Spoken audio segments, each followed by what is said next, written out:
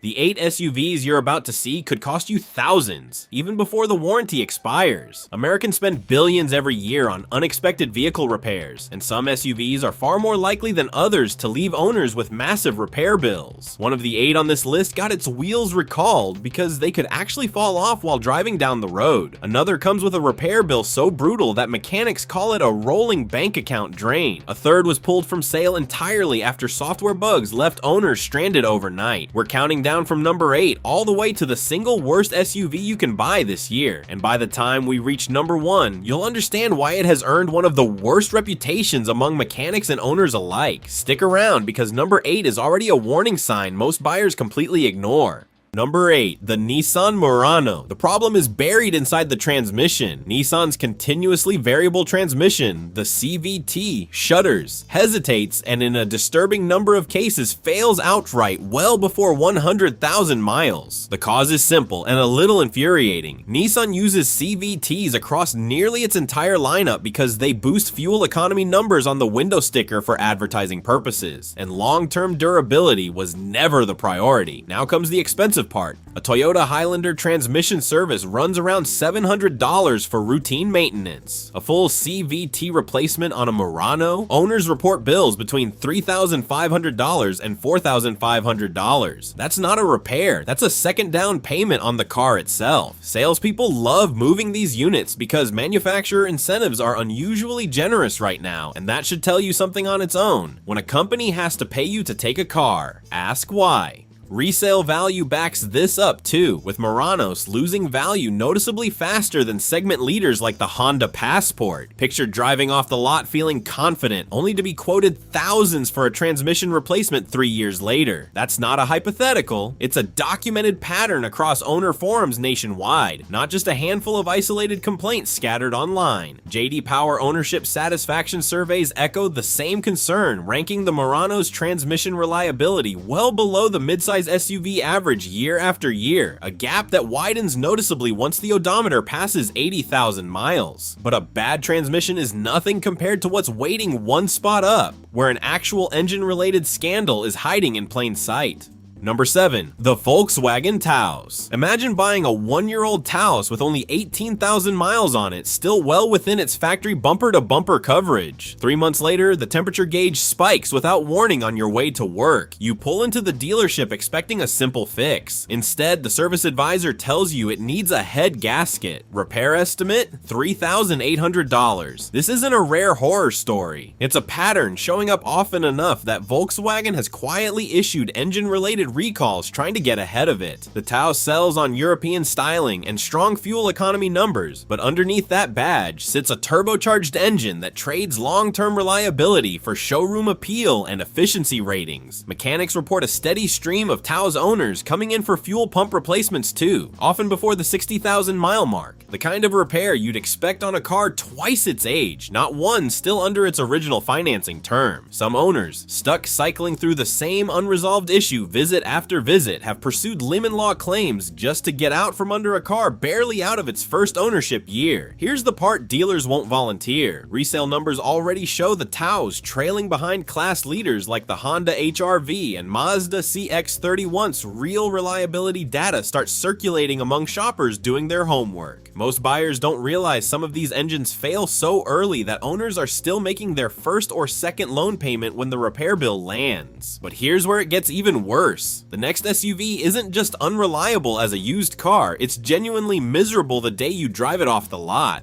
Number 6, the Jeep Wrangler, a name that shows up on almost every off-road enthusiast's dream list. Ask any independent mechanic what they think of the Wrangler as a daily driver, and you'll get the same answer every time. Fantastic on the trail, brutal on the commute. One Jeep specialist shop owner put it bluntly in an online review roundup: the Wrangler brings in more repeat customers for the same recurring issues than almost anything else on their lot month in and month out, regardless of model year. The numbers back that up. Jeep recalled over over 340,000 Wranglers for software issues in a single sweep, on top of ongoing complaints about wind noise, harsh ride quality, and electrical faults tracked through NHTSA's owner complaint database. The cause is baked into the design itself. Solid axles and a removable top are perfect off-road and miserable on pavement. 5 days a week, 50 weeks a year. Repair estimates for the recurring electrical faults alone commonly land between $600 and $1,500 per visit, and that's before you factor in tires, brakes, and suspension components that wear faster under the Wrangler's heavier, boxier frame. Compare that to a Honda CR-V, where the same 100,000 mile mark typically means routine maintenance instead of recurring electrical diagnostics. You wanted adventure. What you got is a vehicle that spends more time at the dealership than on an actual trail. Here's what mechanics see on a regular basis: the exact same software glitch reappearing after supposedly being fixed under recall, meaning the repair didn't actually repair anything at all. But if you think a rough ride is bad, wait until you hear what happens when a luxury SUV suspension simply stops working entirely mid-drive.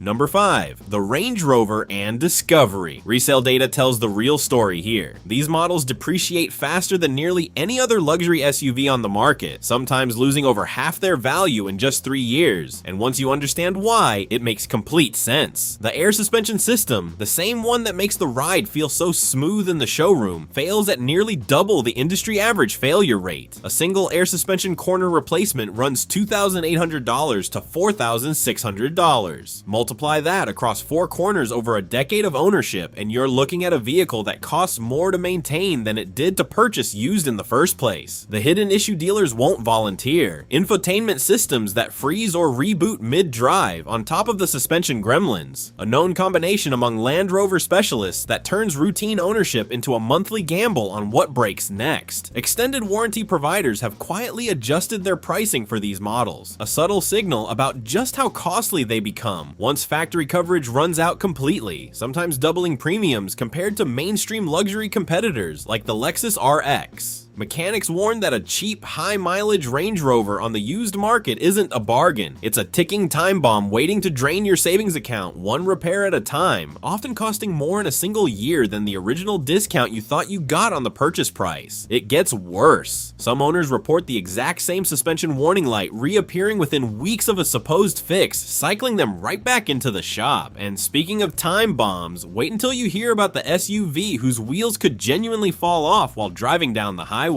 Quick pause. If this is saving you from a costly mistake, hit subscribe. We cover the SUVs dealerships hope you never research before you sign anything. Number 4 is where things get genuinely alarming. Number 4. The Toyota bZ4X. Toyota built its entire reputation on bulletproof reliability. Then it launched its first mainstream EV, and the wheels could actually detach while driving. Not loosen, detach completely. Toyota was forced to halt sales entirely while engineers scrambled for a fix, an almost unthinkable move for a brand this trusted with decades of dependability behind it. Picture buying one at launch, proud to be an early adopter of Toyota's electric future after years of watching competitors get there first, only to get a recall notice a few months later warning you that your wheel bolts could fail without warning. The cause traces back to rushed development. Toyota, playing catch-up in the EV race against Tesla and Hyundai, pushed a vehicle to market before fully stress testing critical hardware components under real-world conditions. But here's the part nobody expects. Used bZ4X listings are already priced thousands of dollars below comparable EVs from Hyundai and Kia, proof that buyer trust hasn't recovered even after the recall fix rolled out completely. You bought into decades of Toyota reliability, and instead you became part of an early rollout experiment nobody signed up for on purpose. And this is the part that really sticks. Toyota had to physically instruct some owners not to drive their vehicles at all until the fix was completed, a level of severity almost never seen from this brand in its entire history in the US market. But a rushed EV from a normally reliable brand is one thing. What's coming next got hit with an even more dramatic stop sale order, and the story behind it is worse.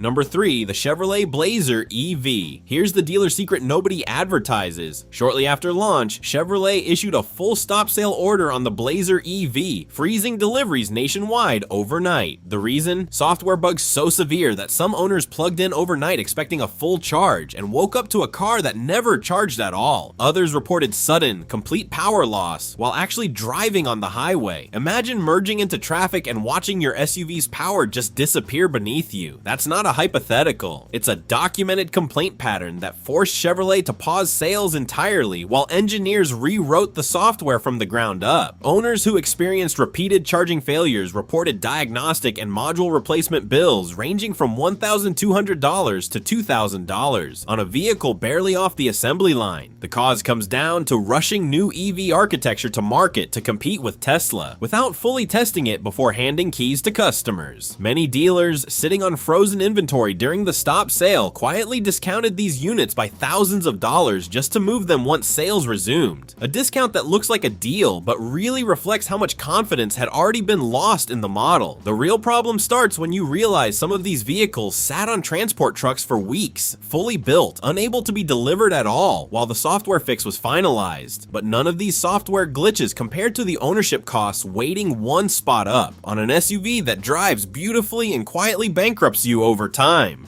Number 2, the Jaguar F-Pace. Compare this to almost any German rival in the same price bracket and the gap becomes stark fast. An Audi Q5 routine service runs roughly $400 to $600. The equivalent service on an F-Pace? Commonly $900 to $1,400, and that's before anything actually breaks down. When something does go wrong, and reliability surveys consistently rank the F-Pace near the bottom of the luxury SUV segment, electrical faults and sensor failures push bills past $2,500 without much warning at all. The cause is twofold: complex electronics prone to failure, paired with Jaguar's notoriously expensive parts pipeline that turns even minor repairs into major invoices. Imagine buying a 2-year-old F-Pace off lease, drawn in by the discount and the badge. Within months, a sensor fault lights up the dash. The diagnosis takes 3 visits because the part has to be shipped from overseas. Final bill, $2,700, and the same fault code returns 5 months later. Multiple sources tracking cars people sell after just 1 year point to the F-Pace as a recurring name on that list, which tells you everything about buyer's remorse in this segment. You fall in love with how it drives in the showroom, the sharp handling and gorgeous interior. Then the invoices start arriving, and by year 3, plenty of owners are trading in at a loss just to escape the ongoing maintenance cycle entirely. That's when things really unravel. Some F-Pace owners report waiting weeks for a single specialty